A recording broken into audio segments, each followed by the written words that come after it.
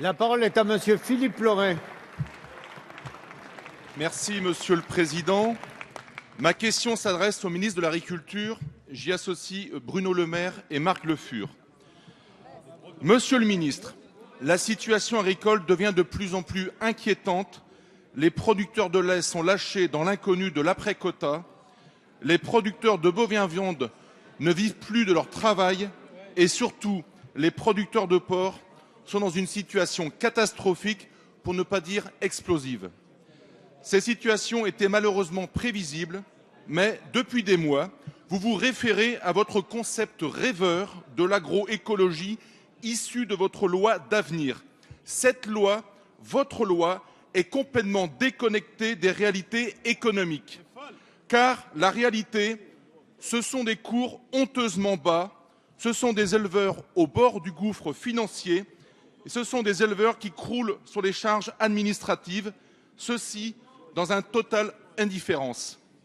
Lors de vos récentes sorties, vous avez fait un certain nombre de déclarations. Alors, concrètement, où en êtes-vous des mesures spécifiques à cette filière sur la réduction des charges? Avez-vous toujours l'intention d'écarter des dispositifs d'aide les agriculteurs endettés à plus de 100%?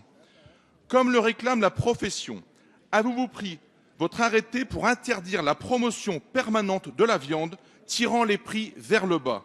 Monsieur le ministre, si vous avez réellement l'intention de défendre nos éleveurs de porc, pouvez-vous vous engager à orienter les fonds FEDER redistribués par les régions, non seulement vers les mises aux normes des élevages, mais aussi vers un réel plan de modernisation? Je vous remercie.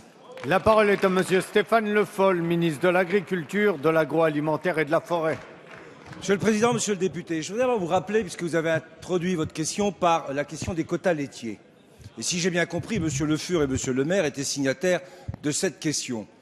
Voudrais-je vous rappeler tout simplement, Monsieur Leray, qu'en 2008, le moment où le bilan de santé de la PAC a été signé, c'est vous qui avez signé la fin des quotas laitiers.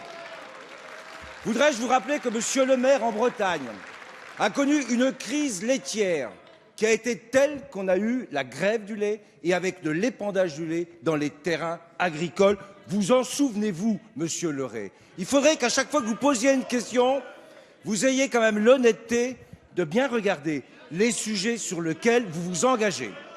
Ensuite, vous avez parlé de la filière porcine et vous avez évoqué la réunion qui a eu lieu la semaine dernière. Oui, la filière porcine connaît des difficultés. Oui, des décisions ont été prises. Je voudrais rappeler d'ailleurs que sur le code commercial, est possible aujourd'hui de remettre en cause les promotions.